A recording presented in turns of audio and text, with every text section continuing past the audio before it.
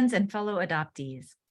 My name is Dr. Hollee McGinnis, and I'm very excited to share with you the launch of this adoptee-led and community-engaged project, Mapping the Life Course of Adoption, Health, Well-Being, and Adoptee Connections in Adulthood. As a person who was adopted from South Korea and raised in a transracial family, this project is near and dear to me because it brings together my skills as a scholar to benefit my community. First, I had an amazing opportunity to benefit from building a community of adoptees in 1996 when I founded the adoptee group, also known as Inc. in New York, over 25 years ago. Second, in January of 2020, I was diagnosed with breast cancer at the age of 48. And within a 5-year window, about half of my close Korean adoptee girlfriends had also been diagnosed with breast cancer in their 40s. As a scholar, I had to go to the research because I wanted to know how many of us were affected by chronic diseases, and were these connected at all to our early childhood experiences? Research on adverse childhood experiences conducted in the 1990s would suggest we adoptees may be more at risk for adult health problems, or not. The truth is, we don't know.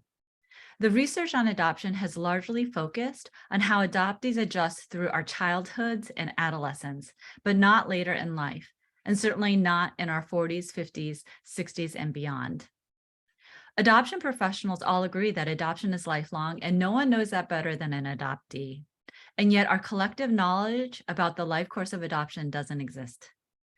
This is what the MAP project is seeking to change.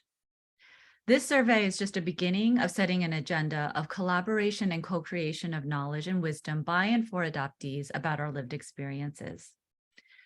I have worked with adoptee groups and other adoptee scholars to develop the survey, which seeks to give a snapshot of how we adoptees are aging, our physical health, mental health, identity, and well-being, as well as questions to understand what we do in adoptee groups and spaces, and how being connected to adoptees in our adulthood affects us. Research is a tool of power. Research can never replace the rich individual lived experiences of our lives. And yet when we can say something about our collective experiences, we can use that to get funding, create programs, and just know more about our experiences. That's why I want to leverage the power of research to benefit adoptees. It's my hope that study findings will be used to create resources for adoptees so we can have thriving adulthoods, be used by adoptee organizers to help them develop programs for the community. And it also means that this is not a project where you won't ever learn what was learned from it. It means this project is embedded in the community. That's why I created this website, careresearch.org, as a home for our dialogue, to invite you to join me in making meaning of study findings and to identify new questions to ask about our lived experiences. I especially want to hear from adoptees who might not identify as being connected to an adoptee community or space, as well as those voices of adoptees who are older. So if you know an adoptee in the United States who's 18 or older, please forward this project to them. I thank you in advance for the time you're offering to complete the survey and be counted.